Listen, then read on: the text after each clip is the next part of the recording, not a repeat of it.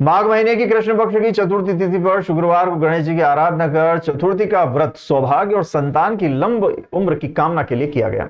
श्री महाकालेश्वर मंदिर परिसर स्थित श्री सिद्धिविनायक गणेश मंदिर के पुजारी दिलीप उपाध्याय यानी कि चम्मू गुरु ने बताया कि सुबह भगवान श्री गणेश का अभिषेक पूजन के बाद श्रृंगार कर भगवान गणेश को तिल के पकवानों का भोग अर्पित कर दोपहर में भगवान गणेश का पूजन कर महाआरती की गई। पुजारी दिलीप उपाध्याय चम्मू गुरु ने बताया कि संकट चतुर्थी पर भगवान गणेश का विशेष पूजन किया जाता है। इस दिन भगवान गणेश को तिल के पकवानों का भोग अर्पित किया जाता है। संकट चतुर्थी पर महिलाएं अपने परिवार और बच्चों की सुख समृद्धि के लिए व्रत रखती हैं। इस दिन 108 बार ओम गंग गणपति नमः का उच्चारण करने से भी सभी बाधाएं दूर होती है और घर में सुख समृद्धि बनी रहती है। पुजारी दिलीप उपाध्याय चम्मू गुरु ने बताया कि महाकाल मंदिर परिसर स्थित श्री सिद्धिविनायक गणेश मंदिर पर भी भगवान महाकाल के दर्शन के उपरांत बड़ी संख्या में श्रद्धालु भगवान श्री गणेश का दर्शन लाभ लेने पहुंचे। सुबह से ही भगवान गणेश के दर्शन के लिए भक्तों की भीड़ लगी हुई थी।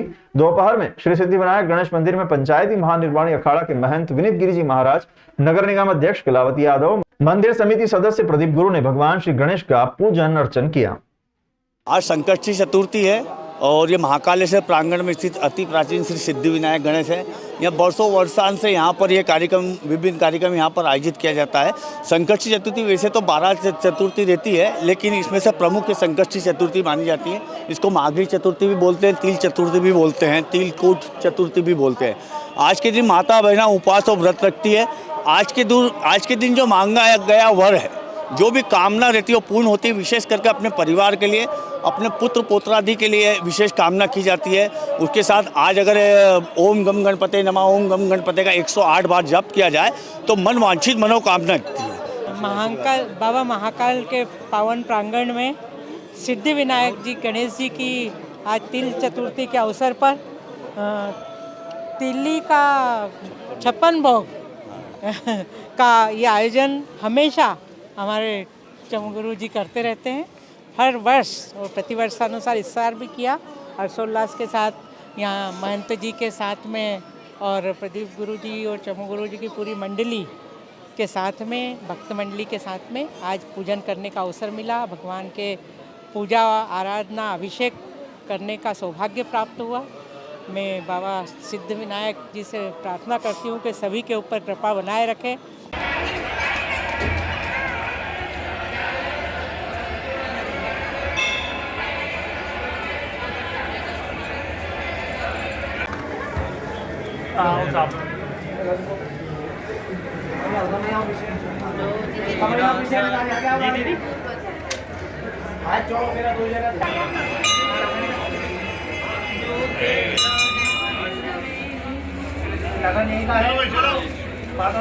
वर्ष अनुसार माघ मास की संकष्टी चतुर्थी के दिन तिल महोत्सव मनाया जाता है। विशेष करके हर महा चतुर्थी आती है। संकष्टी पर एक वर्ष में 4 चतुर्थी बड़ी चतुर्थी मानी जाती है, जिसमें एक संकष्टी चतुर्थी तिल महोत्सव के रूप में आज मनाई जाती है। भगवान गणेश जी के प्रातः कपाट खुले 4 बजे, उसके बाद पंचामृत अभिषेक पूजन हुआ। 11 प्रकार के फलों से अभिषेक पूजन किया। उसके पश्चात भगवान का विशेष श्रृंगार किया गया। विशेष श्रृंगार के बाद भगवान को 11 कुंटल तिल के लड्डुओं का भोग लगाया गया और साथ में 56 भोग का भी भोग लगाया गया। उसके पश्चात भगवान की विशेष आरती पूजन किया गया। आज के दिन दर्शन करने से और भगवान गणेश जी को गुड़ और तिल्ली का लड्डू चढ़ाने से अपनी सारी चिंताएं दूर होती है और इच्छाएं पूर्ण होती है और कार्य सिद्ध होते हैं। गुरुवार देर रात उज्जैन के आदर्श नगर में एक भयानक दुर्घटना घटित हुई, जिसमें दोस्त के ससुराल होकर फिर इंदौर लौट रहे युवकों की मोटरसाइकिल एक ई रिक्शा से जा टकराई। यह दुर्घटना इतनी भयानक थी कि इसमें एक युवक की घटना स्थल पर ही मौत हो गई, जबकि एक युवक और ई रिक्शा चालक गंभीर रूप से घायल हुए हैं। पूरे मामले की जानकारी देते हुए नीलगंगा थाना पुलिस ने बताया कि विशाल बड़ोलिया निवासी डकासिया इंदौर अपने मित्र सुदेश के ससुराल उज्जैन आया था। यहां मिलने के बाद कल रात को जब वह इंदौर की ओर निकले तो आदर्श नगर केटीएम शोरूम के पास उनकी मोटरसाइकिल एक ई रिक्शा से जा टकराई। घटना के समय ई रिक्शा और मोटरसाइकिल दोनों की रफ्तार काफी तेज थी। यही कारण है कि मोटरसाइकिल पर सवार विशाल बाड़ोलिया निवासी इंदौर की घटना स्थल पर ही मौत हो गई है, जबकि उसका मित्र सुदेश गंभीर रूप से घायल है। बताया जाता है कि इस घटना में ई रिक्शा चालक भी गंभीर रूप से घायल हुआ है, जिसका उपचार जारी है। पूरे मामले में नीलगंगा थाना पुलिस ने मामले में प्रकरण दर्ज करते हुए जांच शुरू कर दी है। ये डकाचा से फ्रेंड के ससुराल यहाँ पे उज्जैन आए हुए थे, इंदौर से उज्जैन आए हुए थे। वहाँ पे ये हादसा हुआ बस। बाइक से थे, 2 जने थे, घर जा रहे थे। घर जाते समय हादसा हुआ। ई रिक्शा से इनकी भिड़ंत हुई और उसी माध्यम से टकराए सर। उज्जैन शहर में इन दिनों तेज गोली की आवाज निकालने वाली बाइक का आतंक मचा हुआ है। कई युवाओं ने अपनी बुलेट बाइक के साइलेंसर में मॉडिफिकेशन करवा लिया है, जिससे साइलेंसर में तेज गोली चलने की आवाज आती है। ये युवा बाइक के माध्यम से गली मोहल्लों और सड़कों पर आतंक मचा रहे हैं, जिससे वाहन चालक और बुजुर्ग परेशान हो रहे हैं। उज्जैन पुलिस ने इन बाइक सवारों के खिलाफ कार्रवाई शुरू कर दी है।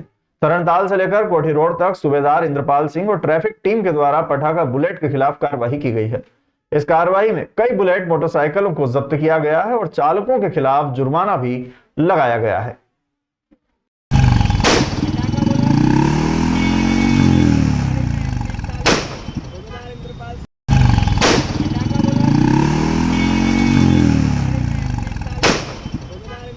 उज्जैन के निकट महिदपुर में एक भाजपा पार्षद पर जानलेवा हमला हुआ है, जिसमें उन्हें गंभीर चोटें आई है। वार्ड 13 के पार्षद जगदीश राठौर पर आधा दर्जन से अधिक लोगों ने तलवार और लोहे की राड से हमला किया, जिसके कारण उनके दोनों हाथ और पैर में मल्टीपल फ्रैक्चर हुए हैं। जगदीश राठौर पर हमला तब हुआ जब वे कार्यक्रम में शामिल होकर अपनी बाइक से लौट रहे थे। दोपहर करीब 2:15 बजे वे मोहना रानी पिपलिया फंटा के निकट शमशान घाट के पास पहुंचे, जहां ईश्वर, शुभम और संदीप नामक आरोपियों ने उन पर हमला किया। इस हमले में 4 अन्य लोग भी शामिल हैं। हमले के बाद आरोपियों ने जगदीश के पास रखे 5,000 रुपए भी छीन लिए। इस घटना के बाद पार्षद के परिजनों ने नागदा थाने में आरोपियों के खिलाफ रिपोर्ट दर्ज कराई है। एडिशनल एसपी नितेश भार्गव ने बताया कि इस मामले में 3 लोगों के खिलाफ नामजद FIR दर्ज की गई है और आरोपियों की तलाश की जा रही है। जगदीश ने कहा कि उन्हें पहले से ही धमकियां मिल रही थी। उन्होंने कहा कि दशरथ ने कई बार जान से मारने की धमकी भी दी थी और उनका बेटा सोशल मीडिया पर भी उन्हें धमकी देता था। महिदपुर में गुंडागर्दी का यह मामला भाजपा सरकार के लिए एक बड़ी चुनौती है। पुलिस ने आरोपियों की तलाश शुरू कर दी है और जल्द ही उन्हें गिरफ्तार करने की उम्मीद भी जताई जा रही है। पुत्र संदीप और शुभम और उसका बड़ा भाई और 4 जने और अन्य व्यक्ति थे, पीछे से आए मेरे। सबसे पहले मेरे सिर में तलवार मारी। जैसे मैं नीचे गिरा तो लोहे की प्राड़ों से खूब चारों हाथ पैर तोड़ दिए मेरे और 5,000 जेब में थे, वो भी निकाल के चले गए। वो आपराधिक तत्व का गुंडा है। मैंने और वार्ड वाले भी बहुत परेशान है उससे। वार्ड वालों के साथ भी आए दिन घटना करता रहता है वो। इसकी शिकायत हमने माननीय मुख्यमंत्री जी को भी करी थी और SP महोदय को भी करी थी और इसके एक दिन पहले भी मैं करके आया था। वो ये अपने WhatsApp ग्रुप पे चैट करके मुझे धमकाया करता था कि बोले तब कि तुझे छोड़ूंगा नहीं, तोड़ दूंगा, ऐसे करते हुए। जिसका आवेदन मैंने थाने पे भी दिया, मुख्यमंत्री जी के यहाँ भी दिया, मगर उसकी कोई पुलिस की तरफ से कोई कार्रवाई? जी कोई कार्रवाई नहीं हुई। उज्जैन में एक नया धोखाधड़ी का मामला सामने आया है, जहां पर एक 92 साल की मां के साथ उनकी ही बेटी ने धोखाधड़ी की है। बेटी ने अपनी मां के खाते से लाखों रुपए की FD निकाली और ज्वेलरी भी अपने साथ ले गई। पीड़ित मां राजेश्वरी शर्मा अपने बेटे भाव प्रकाश शर्मा के साथ मिलकर नीलगंगा थाने में शिकायत दर्ज कराने पहुंची। मां ने बताया कि उनकी बेटी हेमा गुरु ने उनके साथ जालसाजी की और उनके खाते से लाखों रुपए की FD निकाल ली। भाव प्रकाश शर्मा ने बताया कि जब वह नौकरी पर थे तब उनकी बहन हेमा गुरु उनकी मां को लेकर चली गई और गलत तरीके से उनके सिग्नेचर ले लिए। उन्होंने बताया कि उनकी मां का पैसा मंदिर में लगाने की मंशा थी, लेकिन हेमा गुरु ने अपने निजी उपयोग में इसे कर लिया। पुलिस ने मामला दर्ज कर लिया है और जांच शुरू कर दी है। पीड़ित मां और बेटे ने पुलिस से कार्रवाई की मांग की है। मैं यहाँ रहती थी अकेली, बच्चे बाहर थे, लड़की आती जाती थी मऊ से, तो मेरे से चलना नहीं बनता है। मैंने सब अकाउंट वगैरह सब उसके नाम कर दिया कि बाहर से लाती रहेगी, मेरे इलाज में भी चाहिए पैसा और घर में भी चाहिए। बच्चे दोनों बाहर थे, वो आती जाती थे, सब FD पैसे ऐसे लाकर सब नकम से कर लिया, सब निकाल लिया सामान। क्या नाम है बेटी का? हेमलता। हेमा गुरु नाम है उनका, मऊ में रहती हैं और मेरी छोटी बहन है। मैं उसको बहुत प्यार करता था, बहुत विश्वास करता था। कभी हमने ये नहीं सोचा सपने में कि ये ऐसा करेगी, पर उसने हर तरीके से करके माता जी के 3 अकाउंट थे। परस्पर सहकारी बैंक में, केनरा बैंक में पिताजी का अकाउंट था वो माता जी का हो गया, एक पोस्ट ऑफिस में था। उसने तीनों जगह से पैसा निकाल के और उसने सब कर दिया। उसका पूरा ब्यौरा मैंने रिपोर्ट में दिया। मैंने जिस बैंक से जितना जितना पैसा गया, लाकर था, लाकर के अंदर उसने क्या करा कि पूरा लाकर साफ कर दिया। मैं माता जी को लेके कुर्सी पे तोड़ के लाकर पर गया तो लाकर पूरा खाली मिला हमको। लाकर के अंदर कुछ तो वो ये सोच रहे थे कि ये मर जाएंगी और ये कोई पूछने वाला है रहेगा नहीं और मैं सारा मेरा हो जाएगा। पर इनको भगवान ने सद्बुद्धि दी, इनका दिमाग घुमा के नहीं कुछ गड़बड़ी है। इनने पूरा अकाउंट से चेक करा तो उसके अंदर सारा फ्रॉड पकड़ में आया। मेरे साथ विश्वासघात हुआ था और इनके साथ पूरा विश्वासघात हुआ। उज्जैन में एक चौंकाने वाली घटना में घायल पशु का उपचार करने गए डॉक्टर और उनकी टीम के साथ अज्ञात बदमाशों ने मारपीट की है। यह घटना उज्जैन के माधवनगर थाना क्षेत्र के पीजीबीटी कॉलेज के समीप की बताई जा रही है। घायल डॉक्टर रिंकेश वर्मा ने बताया कि उन्हें नगर निगम कंट्रोल रूम से फोन आया था और एक नंबर भी दिया गया था, जिस पर उन्होंने घटनास्थल पर पहुंचकर घायल पशु की जानकारी मांगी, लेकिन तब तक शिकायतकर्ता घटनास्थल से निकल चुका था। फोन पर उसने ये जानकारी देते हुए कहा कि आसपास देख लीजिए, घायल पशु मिल जाएगा। जब पशु डॉक्टर और उनकी टीम घायल पशु को ढूंढने के लिए आसपास के क्षेत्र में घूम रही थी, तभी नकाबपोश बदमाश बाइक पर सवार होकर आए और डॉक्टर के साथ मारपीट शुरू कर दी। घटना में डॉक्टर रिंकेश वर्मा के सर पर चोट आई है और डॉक्टर को उपचार के दौरान टाके भी लगे हैं। इस घटना के बाद विभागीय अधिकारी और कर्मचारियों ने डॉक्टरों की सुरक्षा के लिए कलेक्टर को ज्ञापन दिया है। उन्होंने पुलिस की सुरक्षा के लिए आवेदन देकर कलेक्टर से मांग की है कि डॉक्टर्स और उनकी टीम की सुरक्षा की जाए। यहाँ पे उज्जैन नगर निगम क्षेत्र में, शहरी क्षेत्र में सेवा करने के लिए रात्रिकालीन दल गठित हैं। हमारा दल रात्रि को नगर निगम कंट्रोल रूम से सूचना मिलने के पश्चात पीजीबीटी कॉलेज के यहाँ पे निराश्रित गोवंश का उपचार करने गया था, परंतु वहाँ पे कोई निराश्रित गोवंश नहीं था और हमारे साथी के साथ मारपीट की गई और प्राणघातक हमला किया गया, जिससे हमारे संपूर्ण पशु चिकित्सा क्षेत्राधिकारी संघ में रोष व्याप्त है। अभी सर्वप्रथम हमने माननीय श्रीमान जिलाधीश महोदय को, एसपी साहब को भी दे दिया है। 21 साल की उम्र में बने भारत के सबसे छोटे पॉप स्टार तनिष्क पैराडॉक्स ने बाबा महाकाल की भस्म आरती में भाग लिया। उज्जैन के युवा गायक कलाकार तनिष्क पैराडॉक्स ने अपने माता पिता के साथ बाबा महाकाल की भस्म आरती में भाग लिया। उन्होंने करीब 2 घंटे तक नंदीहाल में बैठकर बाबा की भस्म आरती का आनंद लिया। तनिष्क ने बताया कि बाबा महाकाल की लीला अद्भुत है और शब्दों में इसका वर्णन करना मुश्किल है। उन्होंने कहा कि बाबा महाकाल के दर्शन कर उन्हें और उनके माता पिता को आनंद की प्राप्ति हुई है। भस्म आरती के बाद उन्होंने बाबा महाकाल की चौखट पर बाबा का पूजन किया, जो मंदिर के पुजारी द्वारा संपन्न करवाया गया।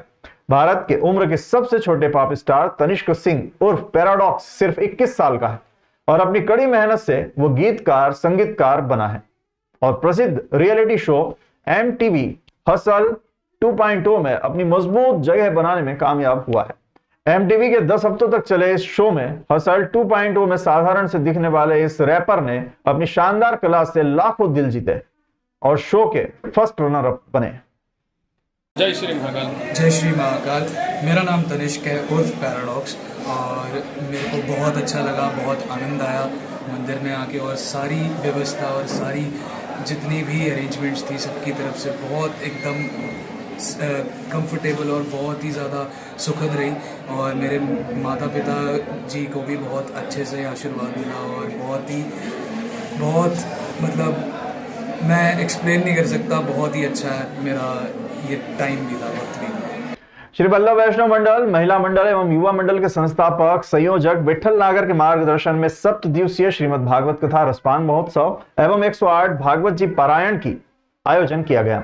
मीडिया प्रभारी दीपक राजवानी ने बताया कि इस दौरान विभिन्न कार्यक्रम आयोजित किए गए, जिनमें गरबा, रासलीला, भजन संध्या, बच्चों के लिए सांस्कृतिक कार्यक्रम, दीपदान, नंद महोत्सव, तुलसी विवाह सहित साथ ही कैसर जल से सैकड़ों लोगों ने सोम यज्ञ सम्राट आचार्य डॉक्टर गोस्वामी पूजनीय ब्रिजोत्सवी महाराज को कैसर स्नान कराया। 7 दिवसीय श्रीमद् भागवत के दौरान वैष्णव जनों ने आचार्य डॉक्टर गोस्वामी जी के 45 वैष्णव बने ब्रह्म संबंध दीक्षा भी ली।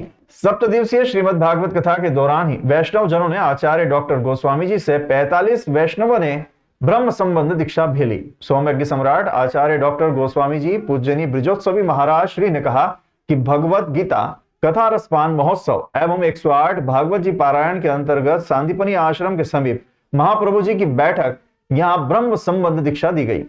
ब्रह्म संबंध दीक्षा जगतगुरु वल्लभ संप्रदाय की प्रमुख दीक्षा है। आचार्य श्री डॉक्टर गोस्वामी जी ने बताया कि भगवान शंकर पार्वती से कहते हैं कि जिसने दीक्षा नहीं ली, जो अदीक्षित है, उसका कोई भी किया हुआ कार्य, धर्म, कर्म, तीर्थ यात्रा आदि सब विफल ही नहीं होते, बल्कि अनर्थकारी हो जाते हैं और उसका उल्टा फल प्राप्त होता है।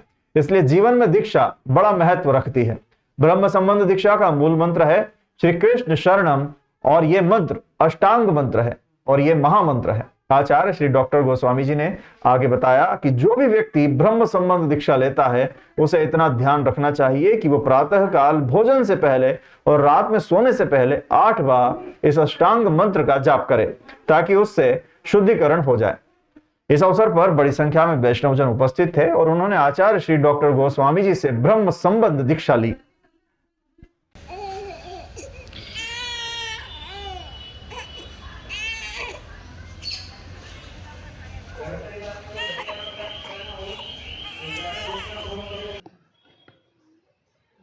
आज ब्रह्म संबंध दीक्षा दी गई है।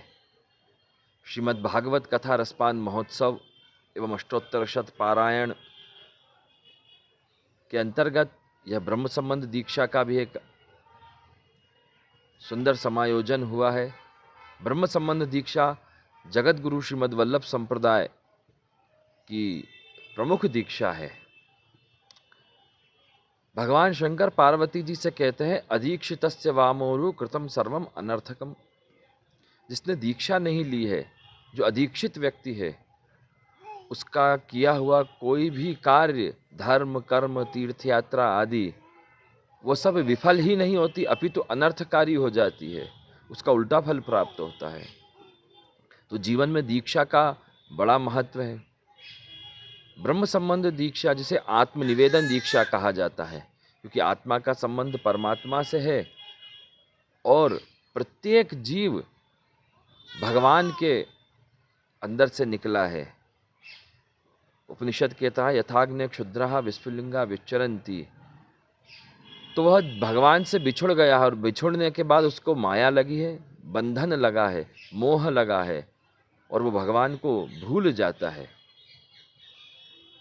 तो उसे अपने मूल स्वरूप का ज्ञान हो जाए, वो अपनी मूल सत्ता को प्राप्त कर ले, भगवान की चरण की ठोर को प्राप्त कर ले, और जो चहूँ और भटक रहा है वह उसका भटकाव बंद हो जाए।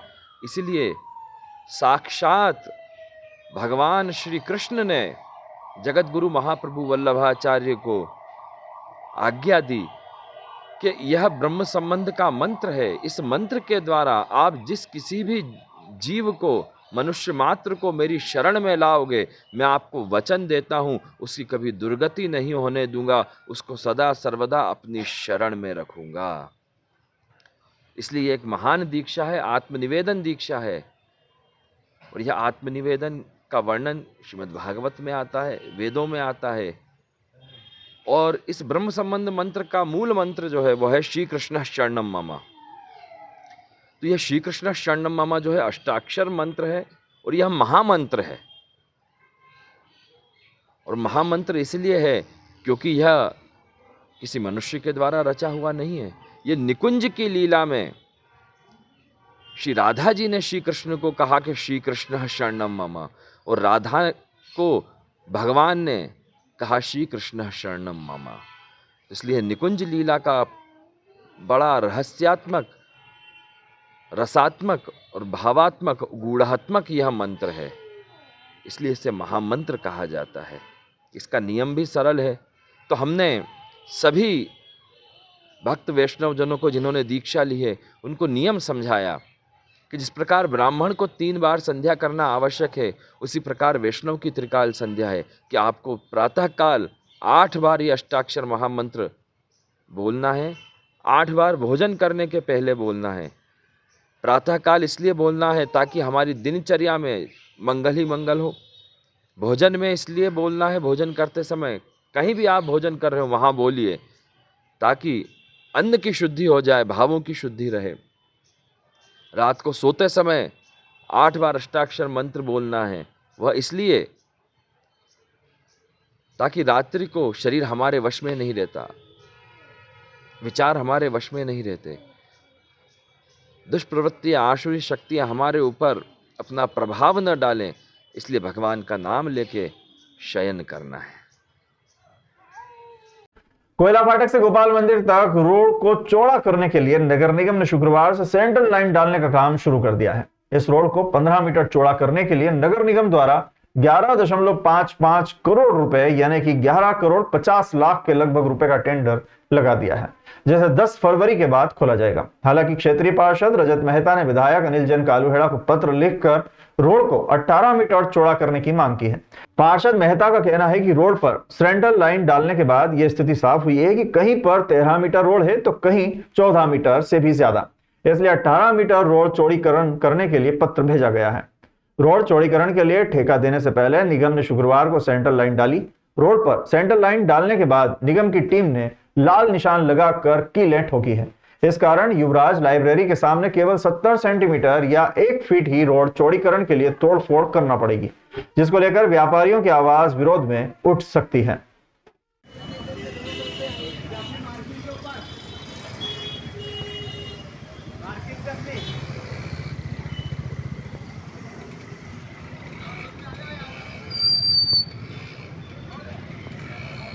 अखिल भारतीय युवा ब्राह्मण समाज एवं श्री परशुराम पारमार्थिक सेवा न्यास की संयुक्त बैठक चाणक्यपुरी स्थित श्री परशुराम मंदिर पर संपन्न हुई।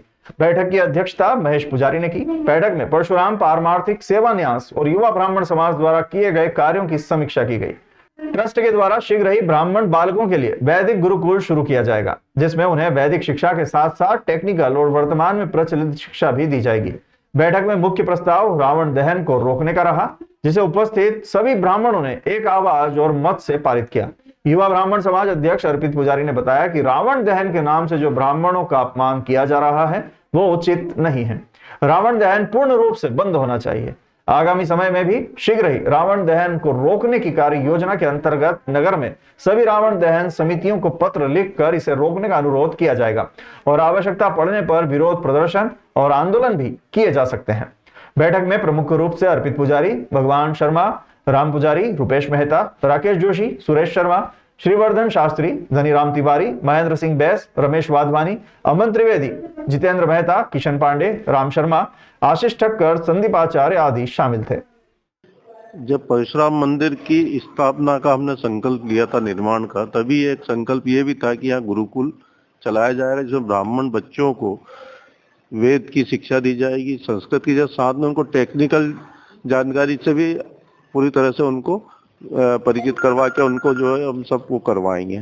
तो वो उसी को आगे बढ़ाते हुए हमारे गुरुजी महेश जी गुरुजी और इनके साथ गुरुजी है, इनने निर्णय लिया है कि यहाँ पे जो हमारा संकल्प था उसे पूर्ण करने के लिए गुरुकुल चलाया जाए और जो ब्राह्मण बच्चों को संस्कारित और आज की शिक्षा के साथ जोड़ के उनको समाज में एक नया एक रूप दे के पेश किया जाए।